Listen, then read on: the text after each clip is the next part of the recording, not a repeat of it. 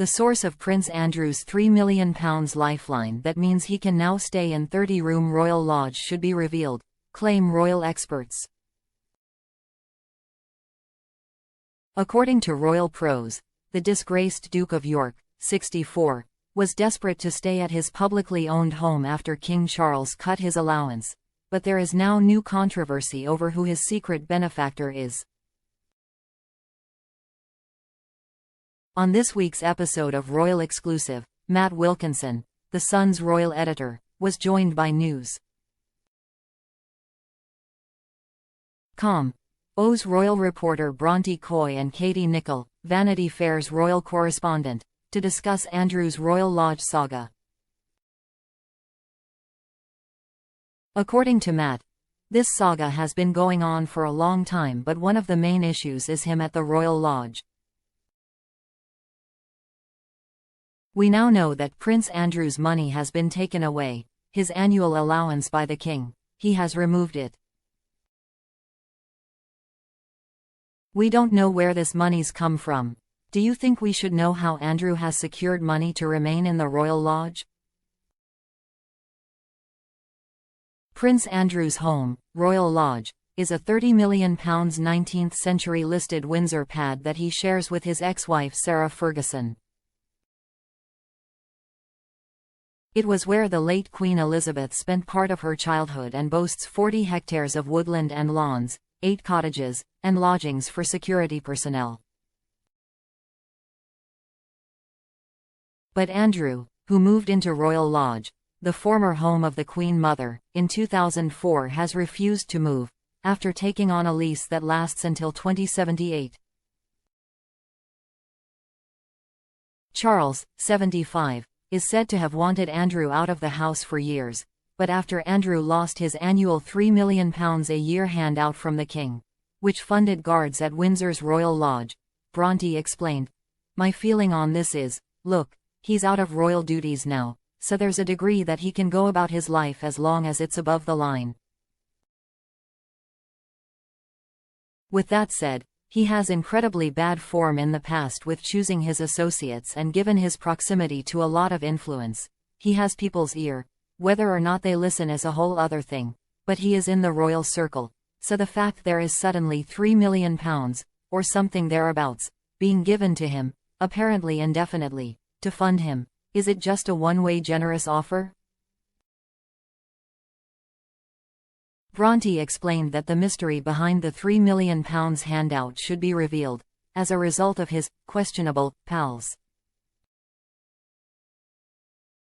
She questioned, "Is it for a set period of time? Is there something Andrew is going to do in return?"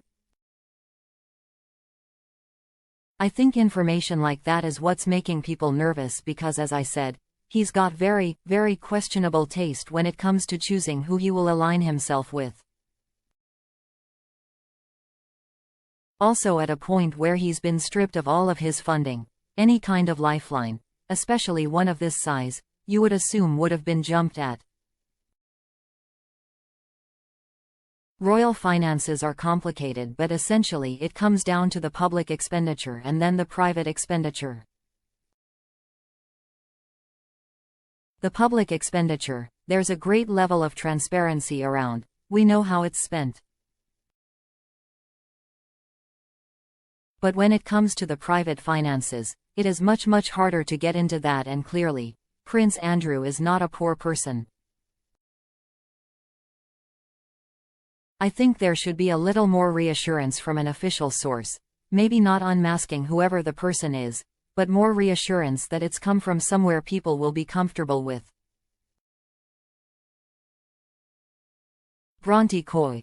"He's got inheritance from his father, from his mother, and I would imagine he's probably having to dip into that to stay at Royal Lodge because, quite rightly so, the king has cut off that financial tap, as he did for Prince Harry, because Andrew is no longer a working member of the royal family. That could never have gone on indefinitely. I think the problem for Charles is Andrew doesn't want to leave Royal Lodge, it's where he lives with Fergie, he's digging his heels in, and he'll stay for as long as he can afford to stay." And obviously there is money that he is able to use. Matt added. I'm just very nervous. I'm trying to find out where this money is coming from. To this, Bronte agreed. I think with Andrew, people are very nervous. I think there should be a little more reassurance from an official source, maybe not unmasking whoever the person is, but more reassurance that it's come from somewhere people will be comfortable with. The Vanity Fair royal correspondent then added, because if there isn't, that puts the king in a very difficult position.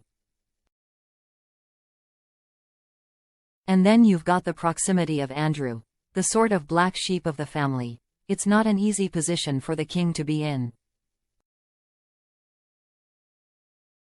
But now, The Sun has revealed that Andrew has negotiated a cheaper protection deal at his leased home which he refuses to leave.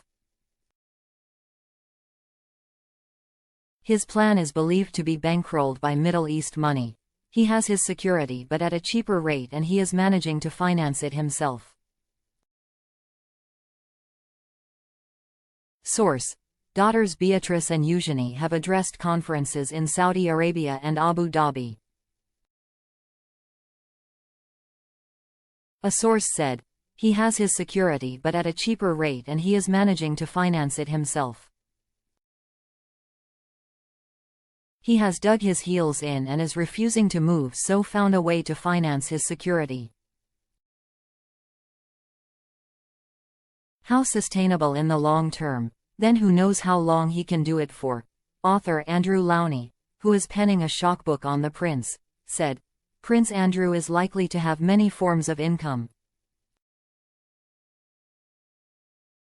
It comes after news last week that Andrew had shown palace officials that he has the required funds to maintain upkeep of the 30-room mansion.